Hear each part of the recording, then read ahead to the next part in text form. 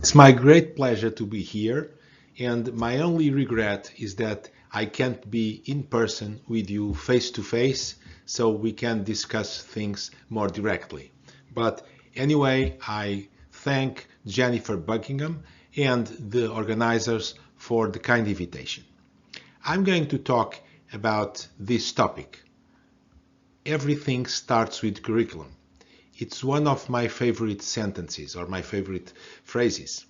And I'm going to illustrate it with evidence from some international large-scale assessment studies. The studies that I'm referring are essentially here in this book that I edited and in which we see 10 different countries discussing the results from their educational system and how it relates with the results obtained in terms of PISA, TIMSS, and other large-scale assessment studies. And I'd like to point out also to this book in which you can find a chapter I wrote, and this chapter I wrote is a chapter that discusses in detail the Portuguese experience. And of course, I'm going to talk mostly about the Portuguese experience, but showing also other international studies. Well, in the preface to the PISA 2018 report, one can read a surprising praise to Portuguese educational achievements. It's worth quoting it. Given the fact that expenditure per primary and secondary student rose by more than 15% across OECD countries over the past decade, it's disappointing that most OECD countries saw virtually no improvement in the performance of their students since PISA was first conducted in 2000. In fact, only 7 of 79 educational systems analyzed saw significant improvements in the reading, mathematics, and science performance of their students throughout their participation in PISA. And only one of these, Portugal, is a member of OECD. So only one of these, Portugal, is a member of the OECD. And this contrast is really something that is worrisome, that we have an increase in spending and not a betterment of the results. This is what former Secretary General of the OECD had to say. As a Portuguese citizen and a former Minister of Education, I can only be elated by this acknowledgement. We conclude that my country is the only OECD country that has constantly improved in PISA. But as an observer, I must be surprised. In reality, Portugal has been improving its results continuously from 2000 to 2015. And 2018 is exactly the date when we witnessed our first significant decline, a sharp decrease in sciences, in reading, and a stagnation in math. Why is this precisely the time when we deserve such a public praise from the OECD at its highest level? One can speculate and read it through politically colored eyes, but these statements are misleading and similar to frequent misleading references to other countries' educational policies, namely Finland. So we must look at the facts. If we want to understand what brought the Finnish system to the comparatively high performance levels it enjoys in the European panorama, one has to look at what Finland did in the past and not to what Finland is doing now. Given the general laudatory praises from Finnish education receives in the Western press, it will be probably a surprise to the reader or to most of us to reveal that Finland has been declining continuously since 2006. However, this is precisely the reality. Look, for instance, at Finnish results in mathematics. From a level of 536 points in 2000, it rose to 500 48 in 2006, and it has been declining every year, having attained a level of 507 points in 2018, a decline of 41 points. If we look at reading and science, we see a similar picture. From 2006 to 2018, this country declined 27 points in reading and 41 in science. To put things into perspective, it suffices to say that experts usually estimate that the 30-point change equates roughly to the difference between two adjacent school years. We could conclude that in the last 10 or 20 or 12 years, Finnish education got terribly worse. Roughly, middle school 15-year-old students now know about the same 14-year-old students knew in 2006. To lose a year in young people's lives hardly makes Finland education examples an example to follow. Now, what I mean is simple. We should look at what Finland did right up to the beginning of this century, and not to what Finland is now doing. Many so-called education experts do precisely the opposite. They praise current lax programs, multidisciplinarity over disciplinarity, phenomenon-based learning and discovery learning, i.e., they praise exactly the changes in Finnish education that started its decline. We should instead praise the demanding teacher training and teacher selection, the evaluation system and the valorization of disciplinary knowledge that prevailed during the last decade of the 20th century and the first years of the 21st century. Exactly what many so-called education experts abhor, but exactly what raised Finland to its extraordinary level by Western standards. All this is terribly important when we discuss any national policy. It's not only Finland's system that's at stake, it's any other country in the world. I obviously know better the Portuguese situation in history, so I turn to this country experience to discuss it in more detail. After all, why are we Portuguese? What I have here is an evolution of the results of Portuguese students in PISA since its beginning in the year 2000 up to 2015. And we can see with some bumps, with some jumps here, that overall we have increased a lot. So from a level of approximately 450, 460, we increased to a level of approximately something in between 490 and 500. So in 2015, we raised our results approximately or something in between 40 points and 50 points, which means an increase of more than one school year. So this is really an amazing progress, and we can see that it happened more or less in the same way in all the three main areas. So what happened? Let me give you some context of the evolution. If we look at the Portuguese education, we can divide it very roughly. The 20th century, from 20th century on, we can divide it very roughly in these periods. We have the authoritarian times up to 1974, and then after the revolution, democratic revolution, we entered what I call a romantic era. And I call a romantic era for a couple of reasons. It was romantic in the way to go about education, thinking that if children were happy, then things will work automatically well, that study was not that important, that friendship and the contact was more important, and so on. A couple of things. Exams were abolished. So we had a romantic era. And this romantic is not only philosophical, but also indicates a little bit of some lunatic ideas. Then we had a shock.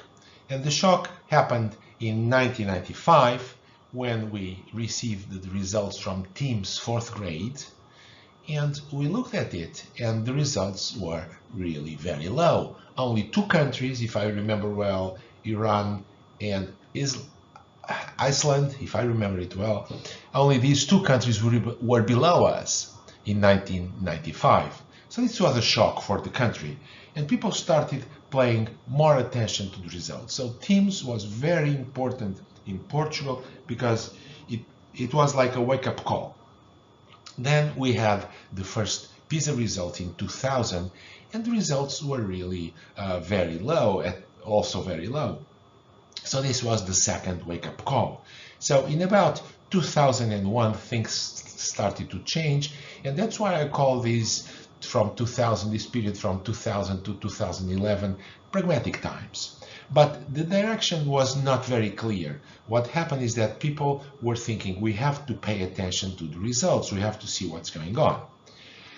And things were improved so much with overall, then in 2015, just look at teams also, we arrived at a level of 441 with 36 countries below us. So the evolution was really a very impressive evolution.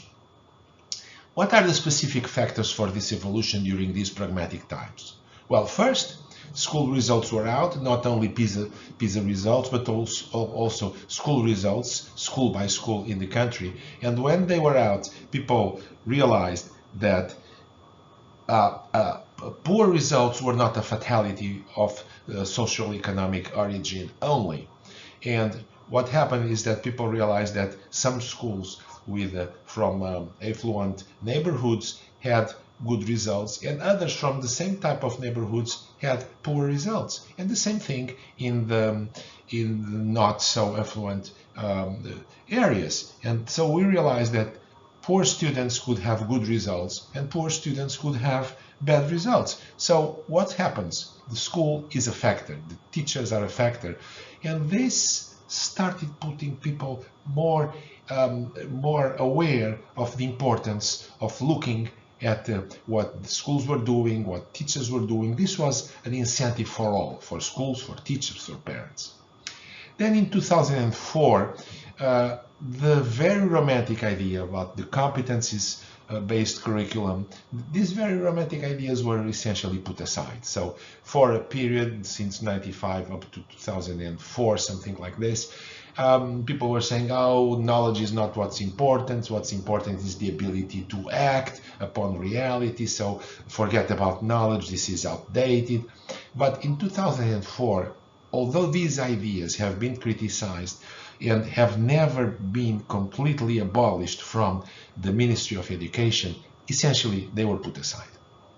In 2006, the evaluation of 9th grade was instituted, which was also very important because after this, people looked at the results of the evaluation and saw, oh, okay, again, we have schools that are doing a good job and schools that are not doing a good job, so we have to pay attention to the schools and to the teachers. And this was an incentive both to teachers and schools. Then in 2006, there were some assessment, low-stakes assessment for the 4th and 6th grade, some action programs in mathematics and in reading. And in 2007, another very important measure was the textbook evaluation.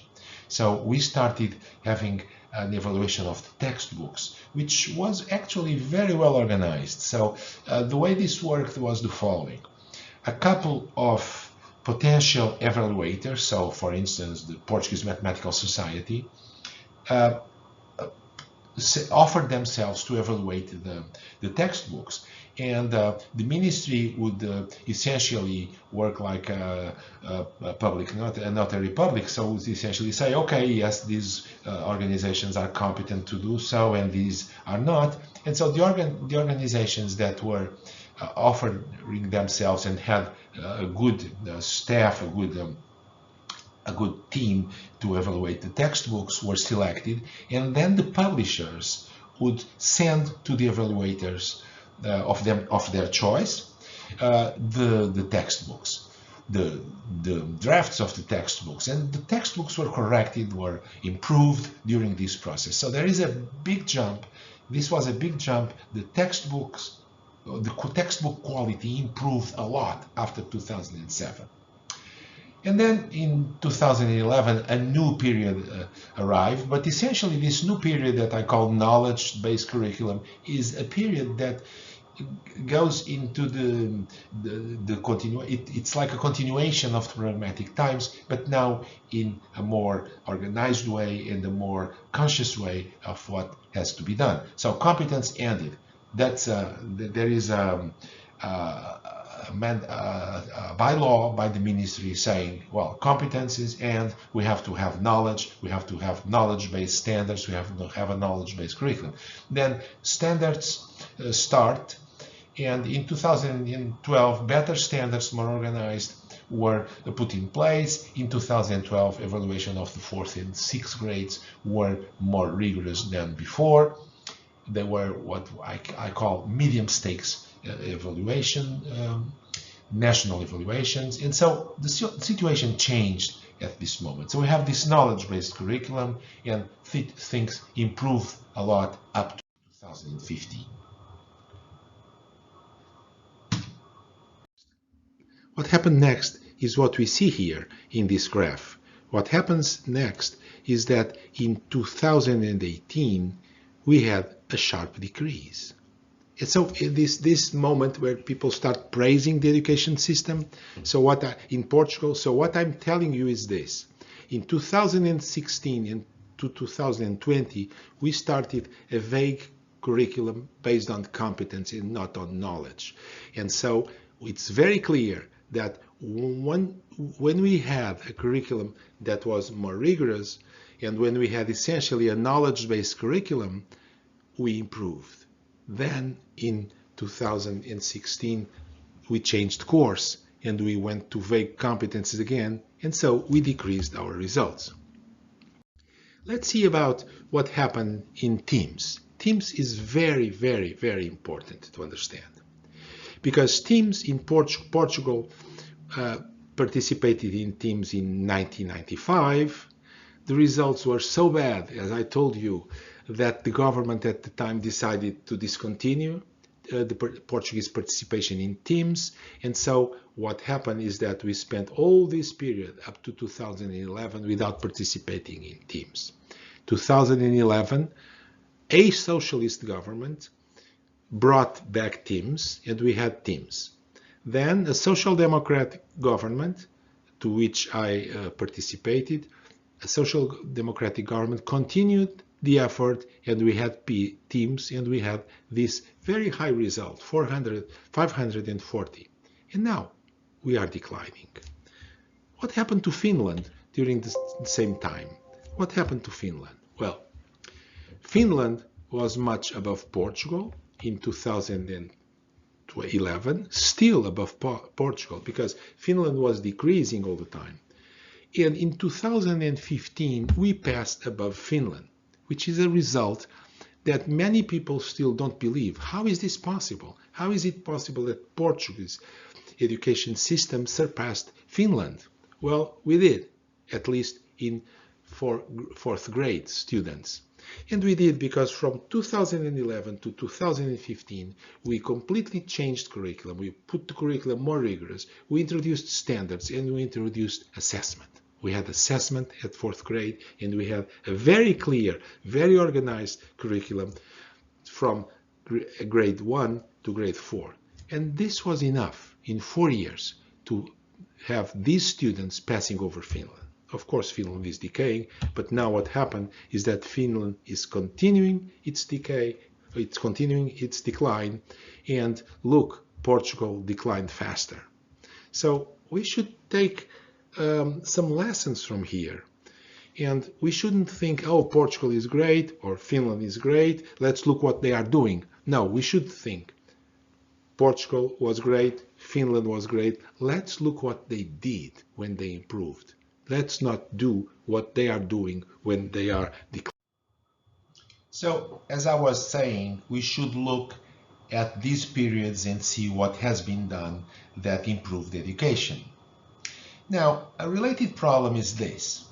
Sometimes people think that, okay, we increased education, but the low performer students suffered with it. Because people think that when we have a demanding education, that will harm the students that are less prepared. And it's exactly the opposite. So let's have a closer look. And I have here a table that is very, very interesting. This table has the fraction of high and low performer teams, fourth grade math in Portugal, of these students. And in this table, we have here something that is interesting, is we have the fraction of high performers and the fraction of low performers. So this is defined this way, level 1 or below, level 4 for high performers. And let's see what happened in 2011. Well, in 2011, we had 8% of the students were considered high performers, 8%. And low performers, 20%. Now, let's pause for a minute. Low performers is really students that are having real trouble with math in this case, real trouble. And the European Union sets as a general goal that we should have below 15% as a fraction of low performers. So this is really a serious fraction of low performers. And a very small fraction of high performers. Now let's look, rigorous curriculum being very demanding, what happened? High performers increased, low performers decreased. So what happened with this demanding curriculum is that both high performers got better, or we had more high performers, and the low performers reduced. So the fraction of low performers is small now, was small in 2015.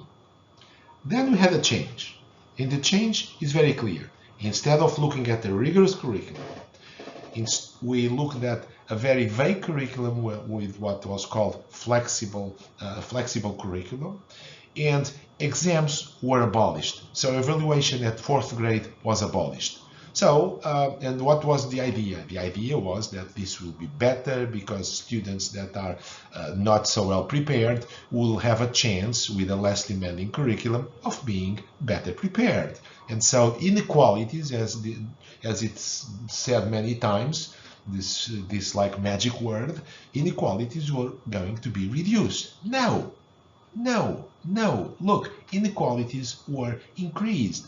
The fraction of high performers decreased, and the fraction of low performers increased. So this is very clear. Inequalities increased, and inequalities increased in the worst fashion, is decreasing the number of high performers and increasing by a larger quantity the fraction of low performers. I think this is really very, very clear. This is a graph where you show the countries, and we see the countries that have improved by decreasing the share of low performers, and the countries that have improved by increasing the share of top performers. So this is the quadrant where all countries want to be. This is the evolution of results between 2006 and 2015. And look what happens. What happens is that Macau, Portugal, and Qatar are the only regions and countries that are in this quadrant. And most of the countries are in this quadrant. That means they are worse both in terms of top performers and in terms of low performers. So they have fewer high performers and more low performers. And of course we have everything in between, but this is the quadrant where we all want to be. And the report from PISA 2015 said exactly that. Portugal significantly increased the share of top performers and decreased the share of low performers. So it's exactly this period, the period during which we had a rigorous curriculum It's exactly this period that we are able to raise everybody, to raise all students, to raise the knowledge and performance of all students. And look at other indicator, which is also very important, dropout rates. Dropout rates decreased from incredibly high number of 50% by the end of the 20th century to a very reasonable level of around 10%. This year we got a little bit below 10%. And the period I'm discussing, is the period that saw the sharpest decrease in dropout rates. Dropout rates in Europe, we are following the standard definition, are youngsters between 18 and 24 that didn't finish high school and are not studying at the time. And look at this sharp decrease. Again, it's the same thing. It's the period of more demanding education, the period that at the same time was able to decrease faster the number of dropout rates. The situation is very serious. The table I have here is a very serious table, and I think that it's one of the secrets, the hidden thing in education is the staggering number of low performers worldwide. We know we have the report from UNESCO 2015, the report that explains that more than half of the population of youngsters of about 10 years of age are very low performers in terms of reading and in terms of arithmetic. So what this report says is that more than half of the population of 10-year-olds are unable to read basic things and are unable to do basic calculations. But we always think about this as something that happens in very poor regions of the globe. We don't think of this as something that may happen in OECD countries or may happen in the United States or may happen in the European Union. But it's not true. So let's look at low performers. So low performers are here defined as the performers in PISA 2 and below levels in PISA studies. And look at this. Science, almost 20%, math more than 20%, reading about 20%. But what is more significant and what is scary is how this is not improving. Actually, this is getting worse. And look here, it's getting worse. Look here in reading, it's getting worse.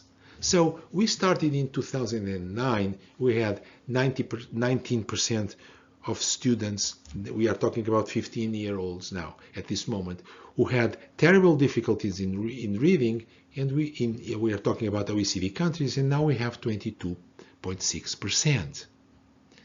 Let's look at Europe, at the European Union. One region that considers itself one of the most advanced regions in the world. Let's look at European Union. Let's see. Science, it's from 16% to 21-22% at this moment of low performers. So the situation is not improving, on the opposite. Math, 22%, slightly worse, but not significantly. Reading, 17.8, 19.7, 21.7. So in reading, the European Union is not improving, it's getting worse and worse. So we have at this moment at the European Union about 22% of students of 15-year-olds that are unable to read a basic text. This is very serious. And now look, because this is a situation I know better, look about what happened in Portugal. Portugal improved up to 2015, improved a bit here, improved a bit here, stayed more or less the same here. And what happened when the curriculum from a knowledge-based curriculum and from a curriculum, an organized curriculum, became a multi-dimensional curriculum, a more flexible curriculum? Look what happened. We got worse results in all areas.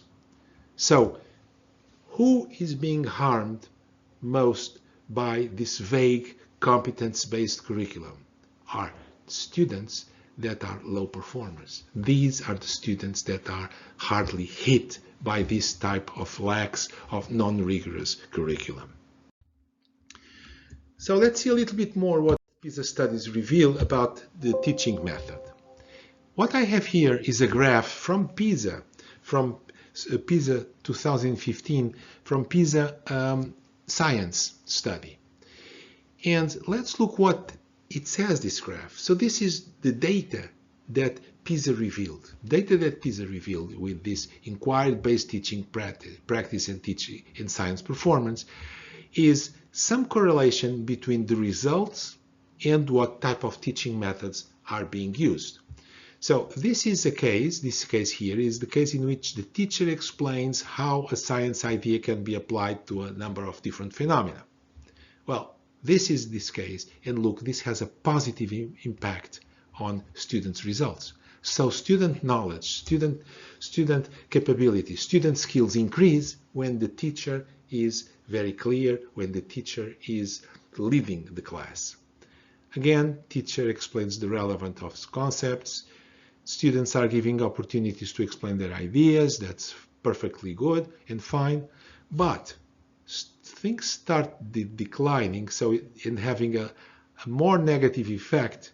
For instance, in this case, when students are allowed to design their own experiments, when students are asked to do an investigation to test ideas, when students spend more time in laboratory, when there is a class debate about investigations, when they are required to argue about science questions.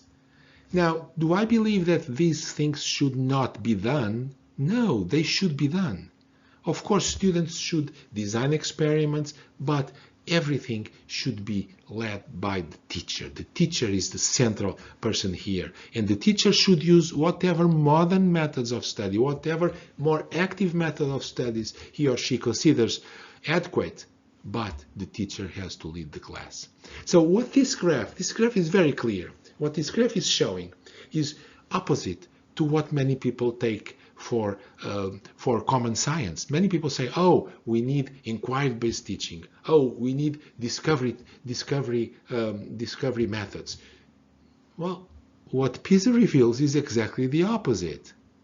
And I'm not saying that we should not have these active methods here. What I'm saying is that we should pay lots of attention to teacher directing the class.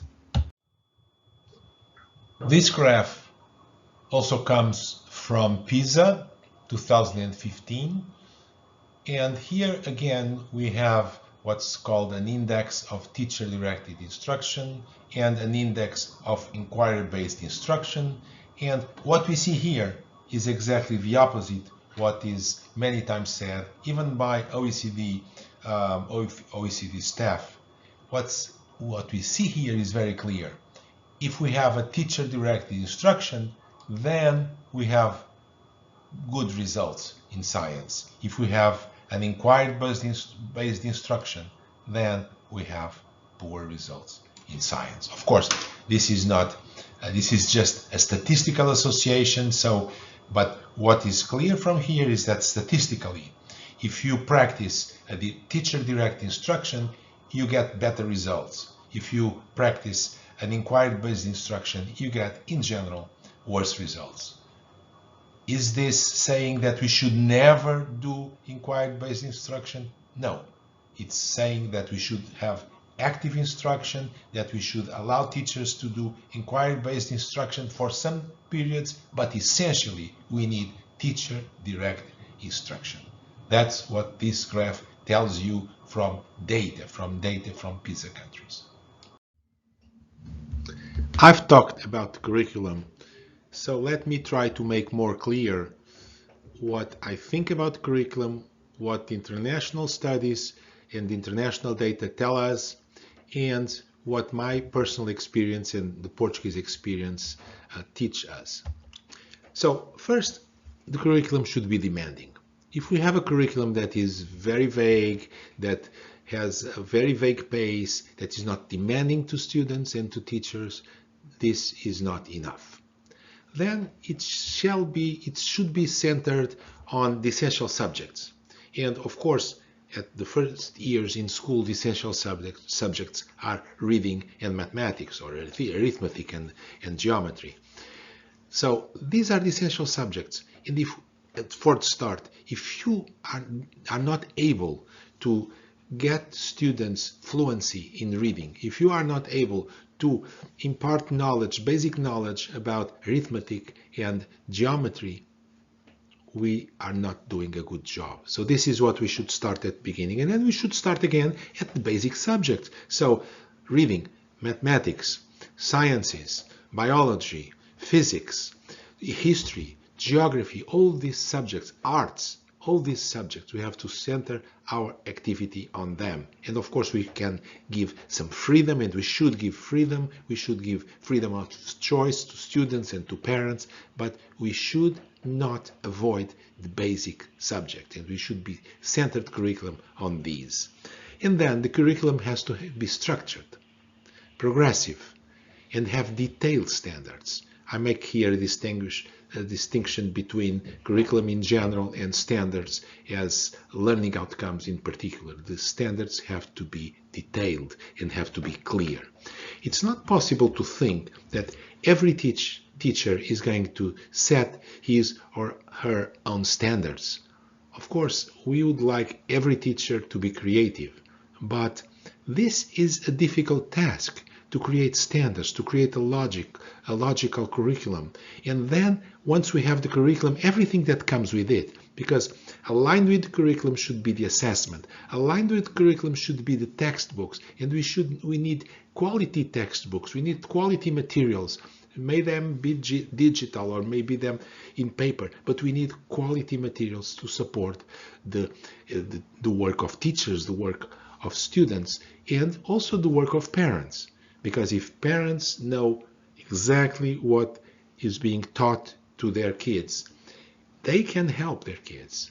If everything is vague, if everything depends on a particular teacher, then it's much more difficult to teachers, and it's impossible for authors of good textbooks to have good textbooks. So textbooks aligned with curriculum, assessment aligned with curriculum, the curriculum well structured. And at the basis of this is knowledge. The idea that at the basis of a curriculum should be vague competencies is bogus. At the basis it should be knowledge, and then knowledge and skills and everything that comes together. But without knowledge, we are not going to be able to develop skills. Then we need assessment. And I'm saying frequent assessment. In our case, we have assessment at 4th, 6th, 9th, and 12th grades.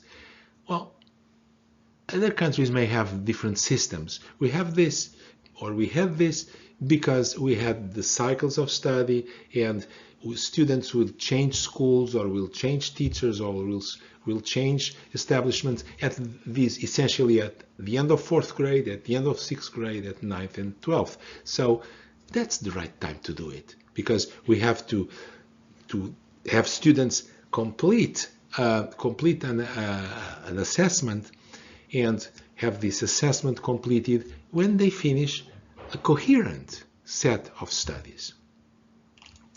Then we have to have the assessment should allow the comparison of internal and external assessments. Internal assessments are crucial. The teacher has to give formative assessment, frequent formative assessment tools to the students, and assessment should be part of life, of course, but we need more than that. We need moments of assessment, of medium stakes assessment, I would say, not low stakes, not zero stakes assessment. But we need moments of assessment, and these moments have to be clearly set. It's not fair to students to be assessing students all the time, because we need students to be free to ask questions, to be not evaluated by the questions they ask. But they have to be prepared for the moments of evaluation.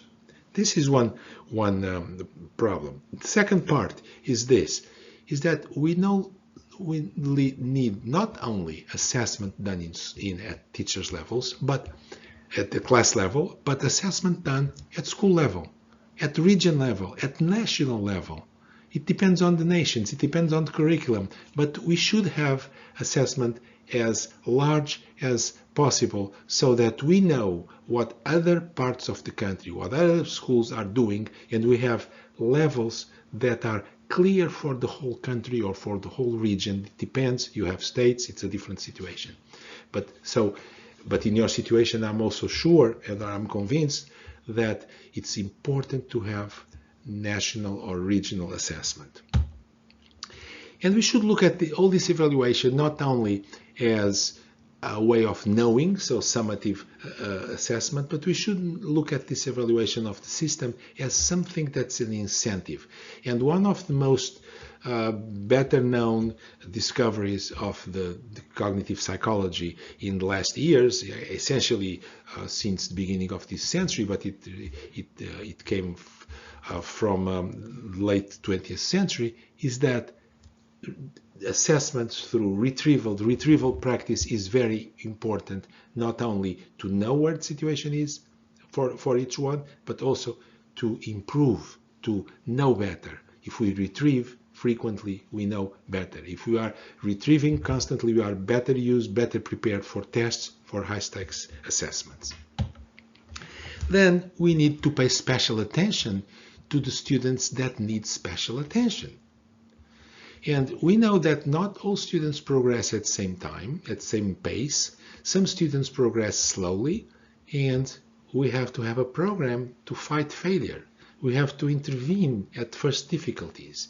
And one way of doing this is through special hours and temporary grouping of students who have similar problems. So I'm not here defending streaming or tracking, as it's said in the United States. What I'm saying is that we should temporarily pay special attention to special groups of students. One of the results we have in education, I'd say a dozen of results that are consensual, that are clearly set, clearly based in literature, clearly based in science. And one of them is the fact that to have tutoring for students is highly effective. And so we should have tutoring, special tutoring. It could be one-to-one, it could be in small groups to students who have more difficulties. So we need to have a special program to fight failure. We could not think that they are all okay, everybody is going to progress at the same pace. But once we put it in place, then we know that everybody can reach a reasonable level. And this is also something that is very clear. And if you read my book or the book I organized about PISA 2018 and about the lessons of the international assessments, this is very clear there, is that there is no dichotomy between to be rigorous and to be fair. There is the way to have everybody reaching a reasonable level is not to set different levels or different goals for different levels of students, is to try to bring everybody to the same high level or to the similar high level. And we can do it. Of course, we need school autonomy. This is more country-based. It depends on the countries. We need to be able to have some support to schools for schools supporting students with difficulties and give incentives based on progress, not incentives based on other criteria. And then we should evaluate the results.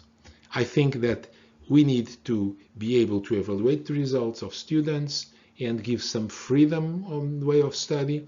But essentially we need to do this in every aspect of life. But essentially for schools. Schools should be free and to apply their best methods, but then we want to see how schools fare. What are they doing? And we need to evaluate the results. Finally, in many countries this is true. We need alternate paths. We need vocational paths. And we need more than one vocational path. Many times we need two vocational paths. One of the things that I think I learned during these last years, is this. is that vocational paths should have two characteristics. First characteristic, they should be related to the industry. And they should not pay to the industry. They should ask the industry to join for free, to help schools. And the second thing is that we need more than one vocational path, because we need one vocational path which is geared to students that are having special difficulties, and we need another one for students who chose really this vocation, who chose this path and want to be there, being them very highly skilled or being them not so well skilled or not so well prepared. And these alternatives make all progress. Many times people say, oh, we should not have vocational paths because that will hinder other students. No, I think this makes everybody progress. And this is it. Everything starts with the curriculum, as I said at the beginning. And my talk may be summarized here in this sentence: ambitious curriculum, aligned assessment, and focus on all students to improve education. Again, I thank my university, in my institute at which I work, and I've worked for many years. I thank Teresa Alexandre Soares dos Santos, Iniciativa Educação. I would suggest that you browse through the website of Iniciativa Educação, because at this website we have an English version, and at this English version we have lots and lots of articles about recent studies in cognitive science applied to education, in economics of education. We have various contributors from all over the world. We have as distinguished psychologists as Daniel Willingham and Paul Kirchner, and we have as distinguished economists as Eric Anushek and Ludger Wassmann. So please have a look at this website, Iniciativa Educação, at the English version. And this is my website. It's very easy to write. And this is my Twitter. Please follow me on Twitter. And thank you very much.